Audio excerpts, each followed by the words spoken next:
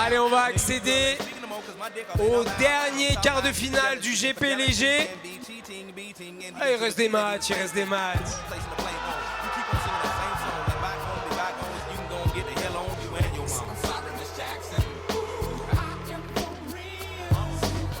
C'est quoi ce cop là?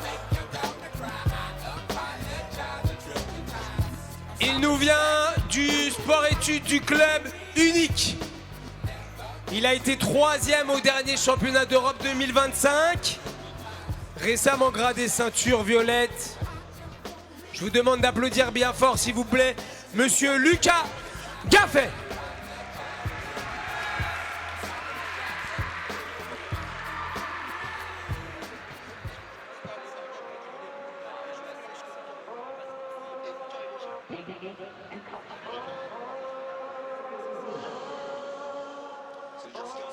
Allez, c'est le dernier quart de finale du tournoi des légers. Et c'est Lucas Gaffet qui rentre le premier. De la team unique, quelqu'un qui a gagné plusieurs fois les championnats de France, 3e au championnat d'Europe. Il est léger pour la catégorie, mais il faut faire attention à lui. Ah, il est ceinture violette. Donc si j'ai bien compris, il représente l'équipe unique, mais il y a une team dans la team, c'est ça? Alors, il représente le club unique et la team WOW, We Are One. Qui fait partie du club. Donc, unique fait partie de l'équipe WOW. Et là, on n'est pas dans des affiliations comme tout à l'heure, ça n'a rien à voir. Si, c'est pareil. Son adversaire. C'est pareil. Ils sont au même endroit ou non? Non, WOW, c'est vraiment l'équipe entière et il y a plusieurs affiliations.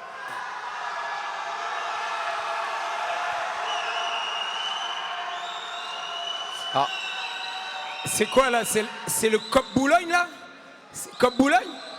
Non. Donc, le Cop Boulogne, ça doit te parler un peu, Will, non? C'est ça. Multimédaillé à la c'est ton cop, ça. CFJB, il C'est le représente cop la de pirate de la ZPJJ Z-Team. Players.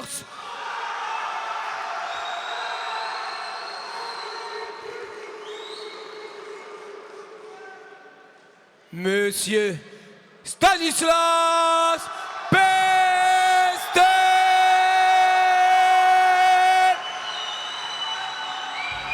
Et on va maintenant accueillir Stanislas Pestel. Donc Wilfried, si j'ai bien compris, ça c'est ton partenaire d'entraînement. C'est ça, exactement.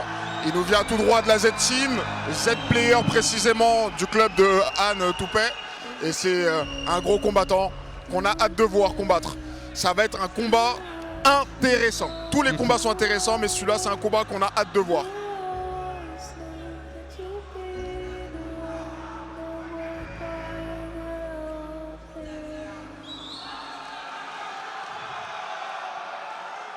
Donc, je rappelle, c'est le dernier quart de finale de ce tournoi des légers. Le vainqueur de ce combat retrouvera Bilal Ben Saïd en demi-finale. Allez, tout de suite, tire la garde. Lucas qui tire la garde, tout de suite.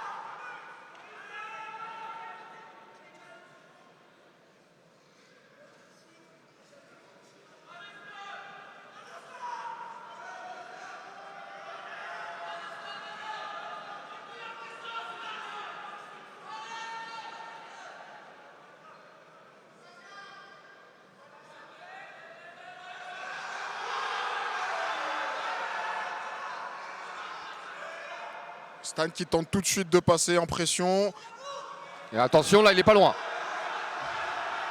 Il est pas loin, il place bien ses mains.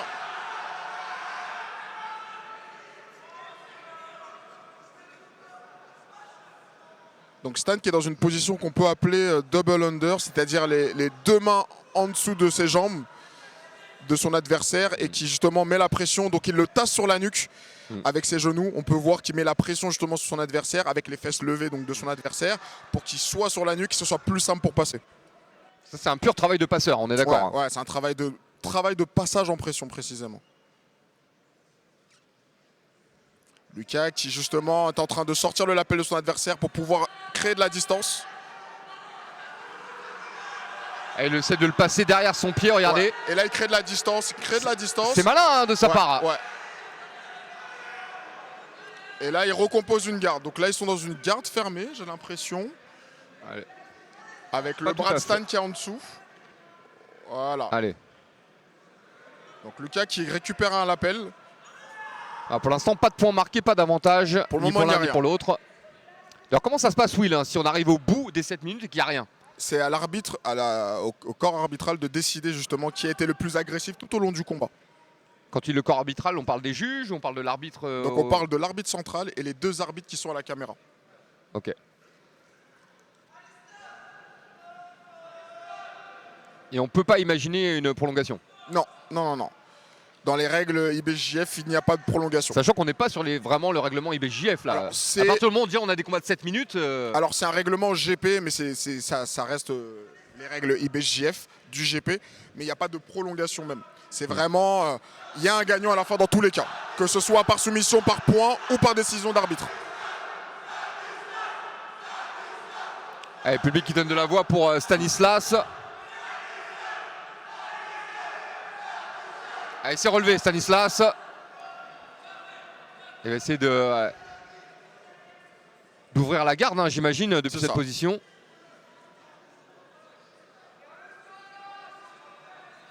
Stan qui se place bien pour essayer d'ouvrir la garde de son adversaire. Pour l'instant, il lâche pas, hein, Lucas. Ouais.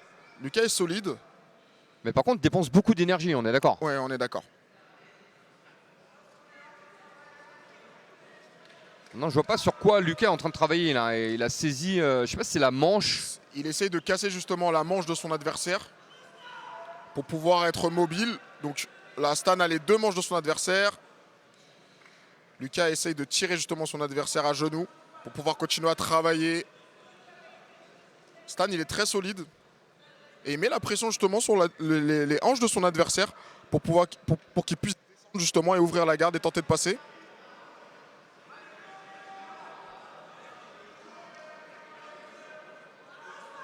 Ce qui est fou, c'est que ça fait un moment qu'il s'est relevé maintenant, hein, Stanislas, et qu'il n'ait toujours pas réussi à ouvrir la garde de son adversaire. Je trouve ça impressionnant.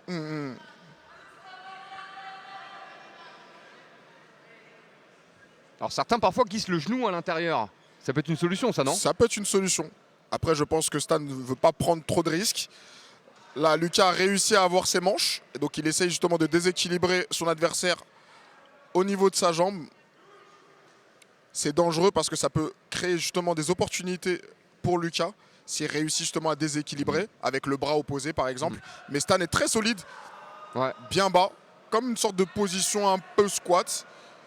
Alors, qui dépense le plus d'énergie dans cette position? Là, clairement, c'est Stan. Clairement, c'est Stan. Parce qu'il porte son adversaire, en fait, littéralement. Il a le centre de gravité, justement, de son adversaire, tout le poids de son adversaire, et son adversaire, justement, qui réajuste pour le triangle. Et il le ramène au sol, hein, finalement. Qui remonte les jambes. C'est fou. Là, il a une jambe sur l'épaule, en plus. Donc là, il est un peu dans une position de triangle. Pas encore dangereux, mais il faut faire attention. Il remonte les jambes. Faire attention. Il essaie de switcher sur le bras. Et Stan qui a le genou au milieu, donc là, je pense que ça va bloquer, en fait. Ouais, ça va bloquer. Là, le genou au milieu, donc c'est bien. Ça va bloquer l'attaque de son adversaire.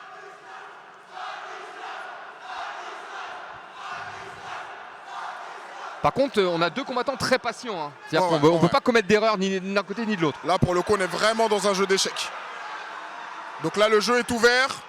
Stan qui a pris ses grippes. Bien cassé par Lucas. Et Lucas qui part sur une sorte de K-guard. Il rentre sur la jambe. Non, on est d'accord que là, c'est Lucas en fait qui a l'offensive dorénavant. Pour le moment, c'est Lucas qui justement est à l'offensif. Et Stan qui essaie de casser justement toutes les attaques de son adversaire.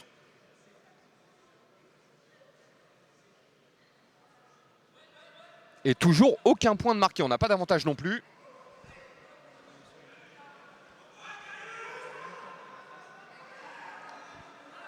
On va rentrer dans la dernière minute, comme vient de l'annoncer Mathias. Allez, on les encourage Jardin. bien fort. Et là, il reste 1 minute. Pas de points pour le moment pour personne, c'est un jeu fermé.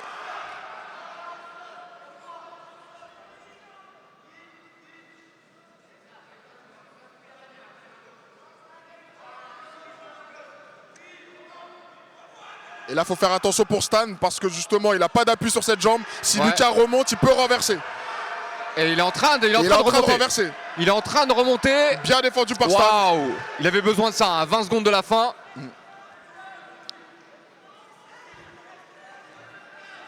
Et là, il faut que Stan il accélère parce que ça risque d'être dangereux si ça arrive à la décision d'arbitre. Ah bah là, il reste moins de 10 secondes hein, maintenant. Donc c'est très serré. Et donc là, on va arriver dans cette situation On va que arriver j'évoquais dans cette au situation, début. justement, où c'est à la décision de l'arbitre. Donc toi, si tu étais arbitre sur ce combat, Will, tu donnerais qui? J'ai peur que justement ce soit Lucas? Lucas qui est Première plus décision offensif. de la soirée, on peut les applaudir bien fort, hein, c'est pas facile. C'est pas facile de combattre, là il y a 2 catégories d'écart, hein, 64-76. C'est un combat serré. Les arbitres vont donner leur décision. Donc comme on expliquait justement, maintenant c'est à la décision de l'arbitre. Donc l'arbitre va les placer au milieu, va reculer, va demander à ses collègues arbitres de se lever et ils vont prendre la décision à 3. Celui qui a le plus de votes gagne le combat. Voilà. Et donc d'après Will, ça pourrait aller du côté de Lucas. Alors, je ne suis pas l'arbitre de la soirée, mais on verra tout de suite. Je pense que ça sera Lucas. Et c'est Lucas. Et c'est Lucas Gaffet À 3 qui voix à 0. accède à la À demi-finale l'unanimité des juges, hein, j'ai du l'impression. tournoi léger. Donc Lucas Gaffet qui se qualifie donc pour les demi-finales. Mais malgré tout, beaucoup d'énergie dépensée hein, sur ce combat. Ouais, ouais. Un combat très stratégique. Et félicitations aux deux. Félicitations à Stan. Félicitations à Lucas. C'était un combat pas facile. On applaudit bien fort Stanislas s'il vous plaît.